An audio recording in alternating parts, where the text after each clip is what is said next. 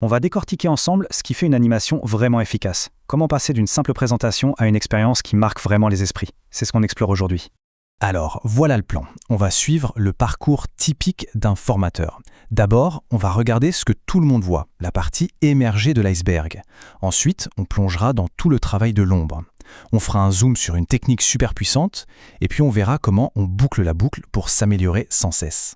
Voilà, on y est. L'animation, c'est la fameuse pointe de l'iceberg. Pour la personne qui apprend, tout se joue à ce moment-là. Mais pour le formateur, c'est juste le résultat de tout un travail colossal qui reste, lui, complètement invisible. Et cette citation, elle résume parfaitement l'idée. C'est fou de se dire ça, mais tout le ressenti, tout le succès de la formation va dépendre de cette partie visible. C'est vraiment là que tout se joue. C'est le moment de vérité. Alors concrètement, qu'est-ce qu'on attend quand on assiste à une formation ? Au final, c'est assez simple, non ? On veut comprendre de quoi on parle, on veut voir le lien avec notre propre métier, et surtout, on veut pouvoir s'en servir après. Et puis, bien sûr, on ne veut pas s'ennuyer, parce que l'ennui, c'est vraiment l'ennemi numéro 1 de l'apprentissage. Alors, comment on arrive à cette impression de facilité, de fluidité pendant l'animation ? La réponse se trouve sous la surface. Il faut plonger dans les coulisses, dans tout ce travail invisible de préparation. C'est là, en amont, que le succès se construit. Et cette préparation, ce n'est pas du hasard. Ça ressemble plus à une checklist super rigoureuse. Définir les objectifs, concevoir le programme, préparer les supports, vérifier que le projecteur marche, s'assurer que la salle est bien agencée. Chaque détail compte.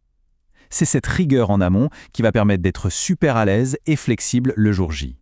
Les meilleurs formateurs, ils n'ont pas juste une seule recette miracle. Non, en fait, ils se construisent leur propre catalogue d'animation. Comme on le voit ici, que le sujet soit le commerce, la plomberie ou la finance, ils ont une activité, un support, une durée. Tout est adaptable. Ça leur permet de jongler avec n'importe quel groupe, n'importe quel sujet. Bon, et si on faisait un zoom sur une technique qui est souvent dans ce catalogue ? Une technique vraiment puissante parce qu'elle met les participants au cœur de l'action, le jeu de rôle. Le jeu de rôle, qu'est-ce que c'est au fond ? C'est assez simple. On simule une situation. Certains participants jouent la scène, ce sont les protagonistes, pendant que les autres observent. C'est une manière géniale d'apprendre par la pratique, mais aussi par l'observation. Mais attention, un bon jeu de rôle, ça ne s'improvise pas. Il y a un cadre, un processus en 4 phases bien claires. D'abord, la présentation. On explique le but. Puis, la préparation. On s'assure que tout le monde a compris les consignes. Ensuite, la simulation elle-même. Et enfin, et c'est peut-être le plus important, le débriefing. C'est cette structure qui rend l'exercice à la fois sûr et super efficace. Et concrètement, qu'est-ce qu'il faut pour que ça marche ? Eh bien souvent, pas grand-chose. Le secret, c'est la simplicité. Regardez, une simple feuille de consignes, mais une feuille bien écrite, bien claire, et c'est tout ce qu'il faut pour que les participants puissent se glisser dans la peau de leur personnage et que la magie opère. Et là, un petit conseil mémorable pour les animateurs, c'est la règle du « attention lapin ». C'est une image, bien sûr. Ça veut dire qu'il faut être vigilant si un participant se met à inventer un détail qui n'a rien à voir avec le scénario, un truc qui sort de nulle part, comme un lapin de son chapeau, et qui risque de faire dérailler tout l'exercice. Le but, c'est de rester concentré sur l'objectif pédagogique. Ok, la session est finie, tout le monde applaudit, mais le travail du formateur, lui, n'est pas tout à fait terminé. Il reste une dernière étape et elle est cruciale, c'est l'évaluation. C'est la clé pour s'améliorer constamment. Et cette évaluation, elle se fait en 2 temps. D'abord, il y a l'évaluation à chaud, juste à la fin de la session. C'est le questionnaire de satisfaction classique, on mesure la réaction immédiate.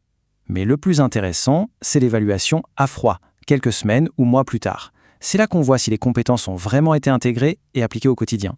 C'est la mesure du véritable impact.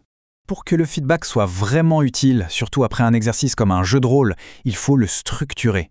Un outil comme cette grille d'évaluation, c'est parfait pour ça. Ça aide les observateurs à se concentrer sur des critères précis et ça transforme une simple opinion subjective en quelque chose de beaucoup plus objectif et constructif.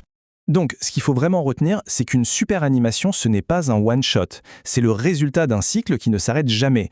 On forme, on ajuste après avoir évalué et on recommence. Le but, c'est pas d'être parfait du premier coup, c'est de s'améliorer à chaque fois. Le parcours est clair, non ? De la préparation invisible à l'animation bien visible, en passant par l'évaluation pour progresser. La feuille de route est là. La seule question qui reste maintenant, c'est par quelle étape on commence ?